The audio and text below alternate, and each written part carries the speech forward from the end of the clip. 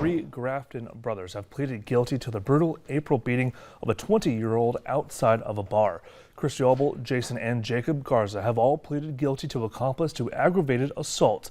They were each sentenced to 90 days in the Walsh County Jail with a following 2 years of supervised probation.